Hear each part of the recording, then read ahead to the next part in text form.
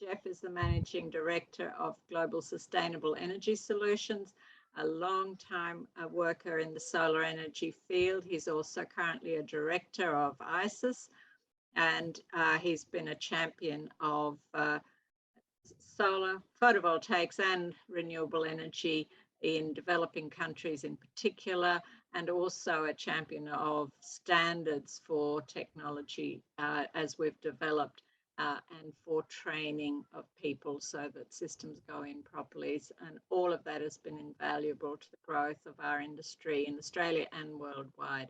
So welcome, Geoff. Have you got your slides in front of you there? Yep. Right. So good morning and thank you, Muriel. And it's also good for the first time in 18 months being at a conference, I won't hear you're on mute, Geoff. So, which has been a turn. No, I like to thank the chair and that of this very much for inviting me to speak today, because in one way it is a little bit significant, because 40 years ago last month, I graduated, I finished at this university doing my electrical engineering degree and my thesis was on solar water pumping, marked by Dr. Martin Green. And I presented that at a poster at the 1981 ANZUS conference at Macquarie University, 40 years ago. So, and I'm also pleased to see that off-grid is finally making it to the front of a conference instead of being that little thing at the end of some events. So I was asked to talk about off-grid in developing countries because it's what I've been doing a lot for the last 20 years. We mentioned the IEA groups. I was member of the Task 9, which was PV in developing countries, started late 98, sort of dissolved around 2016. It's now blended into Task 18, which my fellow colleague, Chris Martell, is actually taken on co-chair. So that's sort of passing it on to the next generation is what we're actually doing. So when it comes to the population in the off-grid world, it's very hard to get always up-to-date figures of the unelectrified people. The website at the bottom, the last time I looked was updated 2016. So they are the figures. 20 years ago, it was always 2 billion people they were talking about, right? So you can see in 2010, it was down to 1.14 billion. 2016, down to 939 million. So they are the people who do not have electricity. They talk about there could be still 1 to 2 billion people who have unreliable electricity. That's a figure that's not always talked about. Those people who have blackouts constantly during the day or only have availability of power for 6 hours at night and things like that. So it's worthwhile noting that. And in our region, many of you probably know or might not be aware. So right next door, our next door neighbour, Papua New Guinea, population approximately 8.6 million, very hard for them to always do their count. Only 13% is electrified. So you're talking over 7 million people in our next door neighbour without electricity. The ARENA figures of recently have it down as being 759 million, so it's coming down. But in that same report, they did say that they still expect 660 million by the year 2030. We'll still not have access to modern day electricity. About 10 years ago, when we were still with Task 9, few of us met because at that point in time, with the boom of grid connected, less than 1% of the world's modules was being used in off-grid developing countries. Yes. And it's interesting to see the ARENA report says less than 1% of the total finance and expanding energy access is going to off-grid solutions, even though it has grown from 6 million to 460 million. It's still not that high priority, even though it might get talked a lot about in our industry. Now, so just go on brief look back, and I'm one that makes full use of the IEA documents, both the solar heating and cooling and the PVPS. So I put this slide up because it was 1997 or 95, when the first time grid took over, off-grid pinned back the following year, but then basically since 97, it's been continually growing the modules into the grid market, which, yes, has benefited the off-grid because it's driven the prices down. So that's the one key thing.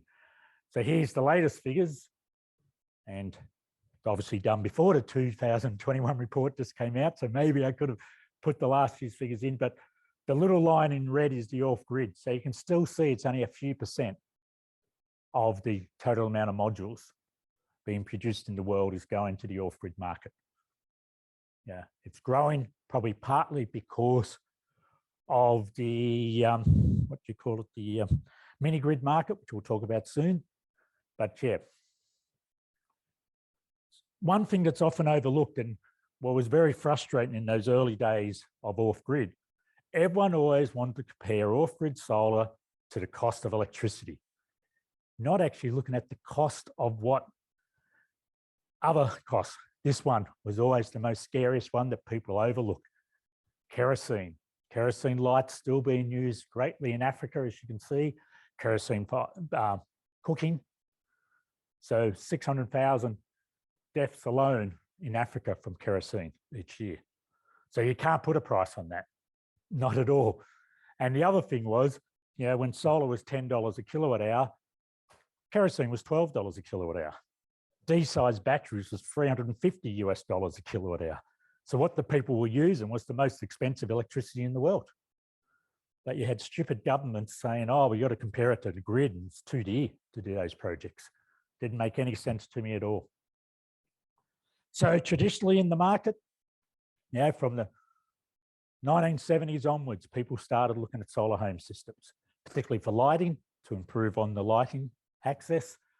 So they basically consisted of 20, 30 watt modules, controller, battery, and lights, DC lights.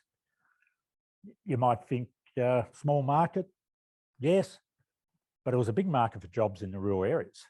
I think that's one thing that got very much overlooked.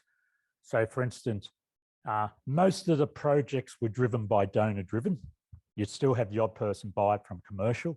Kenya during the 80s and 90s was a straight commercial market, but most other countries, it was through donor driven projects, and Sri Lanka was one of the first ones where they did about 20,000 systems in 1 year. But yeah, the talking point a lot 10 or 12 years ago was Grameen Shakti in Bangladesh. They were doing up to 30 or 40,000 a month. And one company there, Grameen Shakti, also had 14,000 staff 10, 12 years ago. So that is a lot of jobs per watt, which is another figure that often gets overlooked when you compare it to Grid Connect, how many jobs in rural areas. However, there was always concerns about those systems going in, you know, installation of them, maintenance of them. I won't go through, there was many reports and all that done.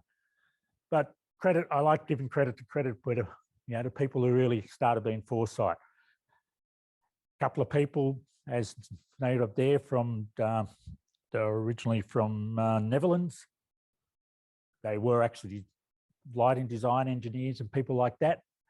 They started to say, why aren't the products looking nice if they're going into people's houses? So they were really the first ones to do a battery box, start making lights look better. They still exist today, and that's down the bottom is a lot of their products. Lithium-ion batteries has revolutionised this market greatly. And you know, some of these products actually have the battery inside the light instead of the solar battery. So it's revolutionised greatly.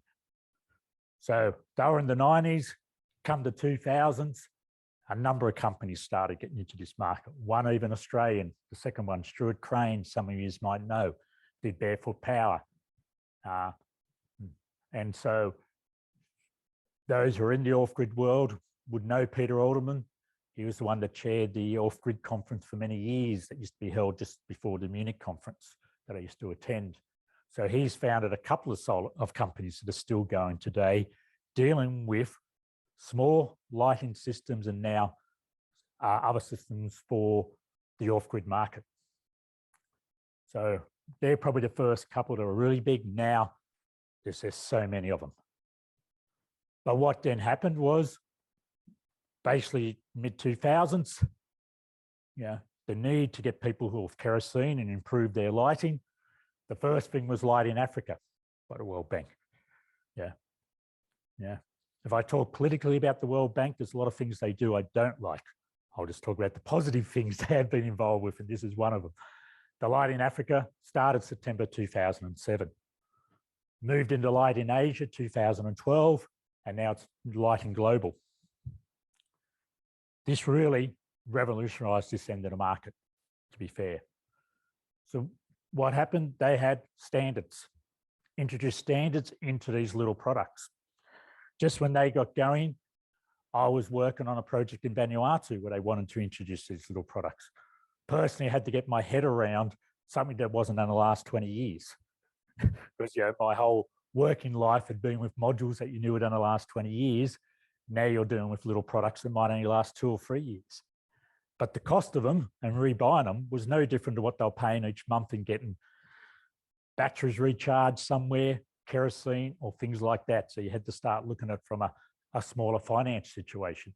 So they were pushing truth in advertising, durability, system quality, lumen maintenance and warranty. This has now led that there is now standards and people get tested and approved. So a lot of the programs that have been promoted around the world, like the one I did in Vanuatu, work we've been doing in Africa, they've got to be tested to these standards. So the Pico little quality ones were first. They were first just the Light in Global, but now they're actually IEC standards. And the person who leads the testing of that is the co-chair of the off-grid committee, and I sit on that on the IEC for Australia. I did take offence to the word Pico at first. Minus 10 to the minus 12 of what?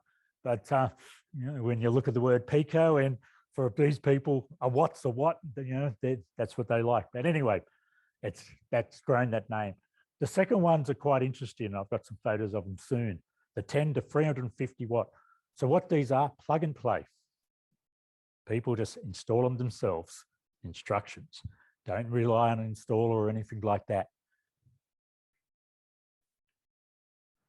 So say it's been now published as an IEC standard, and Light in Global has changed that it's now called Verisol, is the quality assurance program for approving these. So if you go to their website, it'll list all the lights that are approved. Now, there are a lot of good lights that aren't approved, and I won't go through the politics of why they're not, but it's because they want to do them in big numbers. When they go test it, they take them from a big sample. Some of these small companies out of Germany and France don't do the numbers big enough to be able to have the sampling done.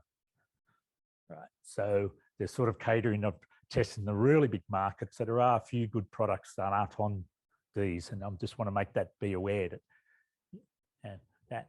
So you have all these little products here, lighting projects, looking a lot better than what they did many years ago. It used to be the solar lanterns were the common thing.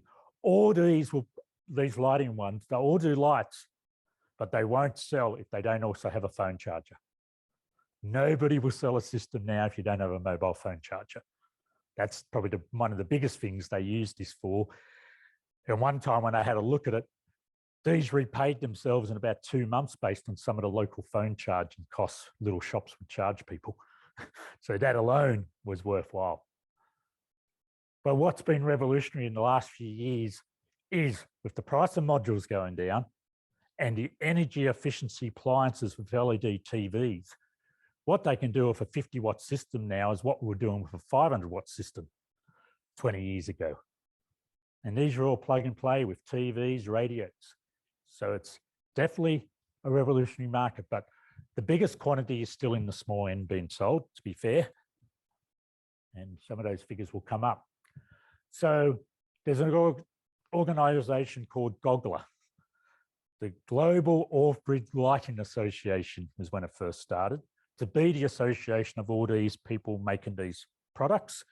They now just call themselves the Off-Grid Industry Association when you look on their website. So you can see that it's only still a small percentage that are actually following the quality. And you only got to go into the Pacific when we used to be able to travel and see the amount of rubbish that's still on the market at that bottom end, unfortunately. Yeah. So hopefully it'll keep improving, but yeah, you can see. So you can see we're not talking small numbers, 35 million a year. Yeah. So that is a big market. And you look at all the lights being built or the things being built. Yes. I'll come back to talk about the tiers a bit more in a later slide, but tier 0 are systems under 3 watts. So you can see that is still a very big market, 189 million. This was to the trends report of 2020.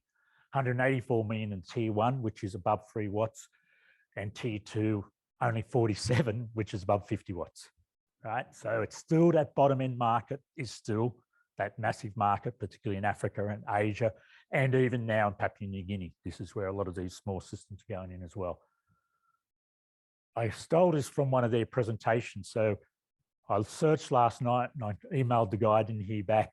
So I'm not too sure what the green, red and blue stand for, I openly admit, but I was more interested in that this is the investment figures of their members, what the investment they've been able to raise over the last few years on an annual basis. So it is big business at this end. It's definitely not a small business anymore. And there's a lot of players in getting into the game. So just having a look at figures for their members, which is only a small percentage, but they suffered like everyone else in 2020 with a decrease of sales, problems of supply chains. But you can see that, yeah, 6.6 million systems were still sold by their members, 4.4 in the cash market, 2.2 in the pay-as-you-go. And many of the programs in the past worked by people paying them off. The program I helped set up in Vanuatu was only stumbling along. I did the midterm review the other year, told them they need to encourage user finance. They did, and the program took off. People can afford to pay for these systems when they pay them off over 6 months or 12 months. And the concerns of people not paying, the poorer people are often the proudest people, and they'll pay. Because it's pride for them that they pay something off. So it's generally not an issue. Grameen Shakti was a classic case of that, if you study the history of that Grameen bank in Bangladesh. So yeah, but it's interesting, you can see TVs, 157,000 sold, even radios, refrigerators are growing. So all these products are being aimed, and these are DC products being aimed at that market. So it's that world that gets forgotten about in this grid-connected, dominant world we live in now with PV. Just a quick study, and just picking one because I happened to visit them 2 years ago when I was in Uganda. Yeah, Phoenix International, that's their staff at the head office in Kampala. You know, they have a phone centre, probably half the size of this room, with people they do 20,000 systems a month. They do it all by people paying through the phone. And if they don't pay, there's another SIM card in the system and turns it off. So they are paying per month for electricity, and they pay off the system over about a 2-year period. And they partnered with one of the telecom companies. This is what they did. So they originally come out of Silicon Valley, but they opened up their headquarters into Uganda. They're working in a number. So they'll do them when we visited them under the project we're doing there, 20,000 systems a month in Uganda alone. Yeah. And they're trying to get out to the last mile, as they call it, with the little package systems, and it's all done. The mobile phones are everywhere, electricity is not. So there's a lot to be learned from the mobile phone companies of how they've got out to everyone in these rural areas. And not following our HNS way, but that's how they'd deliver them on the back of a motorbike like that.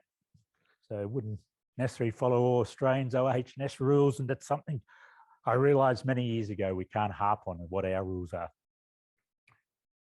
So I just took that off their website 2 days ago. 600 Ks households they've serviced in the last year, 3 million beneficiaries, 19 million mobile phone payments. I 5 mentioned minutes, Geoff. Right, thank you. I mentioned the other week the tiers. Problem was nobody was judging the what was electrification. So this came in around 2014, putting these tiers on, and it's all a judgment thing. So governments were saying they're putting a power pole in a village and saying that village was electrified, right? So therefore they had to start putting measuring tools on. Once you move up, you then go to these larger systems. So I want to focus the talk on the smaller ones because that is the big market in off-grid currently, but it's just changing. There's always been these medium-sized systems, DC coupled, AC coupled for businesses, schools, but mini grids is the next one being pushed. So you still get solar home systems like this going in, but project we worked on, which I talk about in another talk today, was a quality assurance framework for these component-based systems. COVID did a bit of delay, but it's been rolled out now into the rest of Africa. And they've actually now got guidelines taken from the work we did in Uganda to have them for off-grid solar systems. So they're starting to put more guidelines into these systems that the governments will follow when they're putting programs in. But the mini grids is the next big push, very much into Africa because of the figures. So this is what we're starting to talk about, systems that obviously now lithium ion starting to come in, but still a lot of lead acid in this industry, in these markets. So mini grid report showed that out of the ones installed for the last 10 years, 50% of them are running solar only now. Hybrids are only 13%, which is I found quite interesting that that a lot of these systems aren't putting diesel gensets in, which my old-fashioned way of thinking is still a good backup. These are all taken from studying ones in, this is the Asia, where they've had more go in. So it's over 2,500, that's cumulative going up. So, and then Africa, where it's really needed, is still fairly low. So if you probably didn't look closely, but 75% of sub-Saharan Africa is not electrified. So this is where the big market's being pushed into, and a lot of systems. So one of the big pushes of that is SMAP, which is the energy sector market. There's so many acronyms that you need a book of acronyms to remember what they all mean. I looked it up last night and I still forget what it is, but yeah, it has been originally set up with the IFC and about 22 partners, and most of the partners are government donors or things like that. Australia is not a partner. I looked it up last night to confirm we weren't, and we're definitely not a partner. But you can see the figures that they're doing. They're planning for 490 million by 2030. So they're doing a lot of the capacity building into that. Just briefly, I just wanted to touch on this Cow Village one that we did the other year. So it's your standard off-grid, but the problem we faced was, and this is what happens in a lot of these countries, there was diesel already there, diesel power plant. They wanted to put solar on. These only operated from 6 at night to 1 in the morning, and that's all this system was still allowed to do. Why? They couldn't have that village being treated different to other villages who didn't have solar yet. When they solarized them all, then they might make it 24-hour power. So the challenge was programming that to make use of the solar when there was no loads on when the solar was on. So it was a bit frustrating, but I just wanted to point that out. There's the power station. That was the room that was built as part of the project in the array. And still lead acid because it was about 4 years ago when this system went in. Capacity building, that is so important and still a critical thing, but it's still the most frustrating. My most biggest frustration is $1 billion worth of solar went into projects in the Pacific. The same companies doing that are asking for training. As I said to one of the donors recently, would you build a bridge and find out later the company that built it was asking for training for their staff? But this industry still gets treated that way. So it's very frustrating. They're some of the ones we've been involved with, developing guidelines, certification programs, And so in the Pacific, we've just finished one large project there, and we're trying to get that rolled out of getting more training centres set up. And can't talk about training without, in those rural areas, without just reminding people sometimes the customers that you might be training, the technician you might be training, might have to deal with some difficult customers. Yeah, so I remember doing some training in the Philippines many years ago, and they brought me their customer base.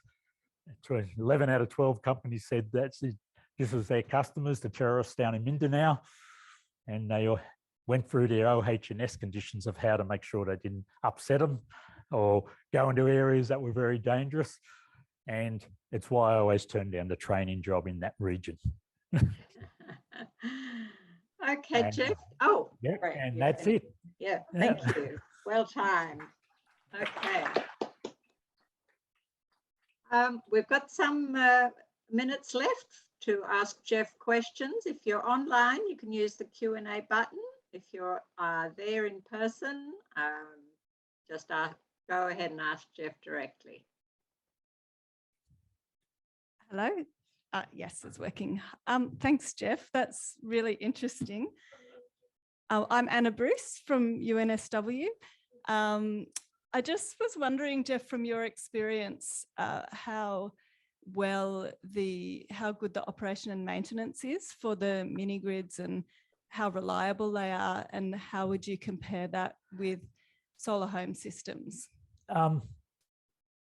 It all depends who's doing the mini grid.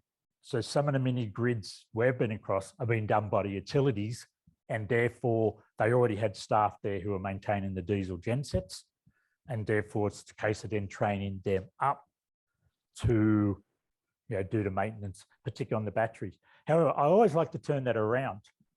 A lot of problems with operation and maintenance come down to the ownership and people taking responsibility. Most of my customers in Australia, I had systems 8 years and nobody touched them and they still worked, but they owned them. They made sure they didn't flatten the batteries. The biggest problem is people abuse the systems. That's why more systems fail, in my view, than actually lack of maintenance on those systems. Because my systems in Australia didn't have much maintenance on it, and they'll still work 8 years later sometimes, because the people who owned them took responsibility of making sure they didn't overload them. So it's that initial training is what's missing as far as I'm concerned, more so than the operation and maintenance. Do we have time for one more question? One more. Thank you.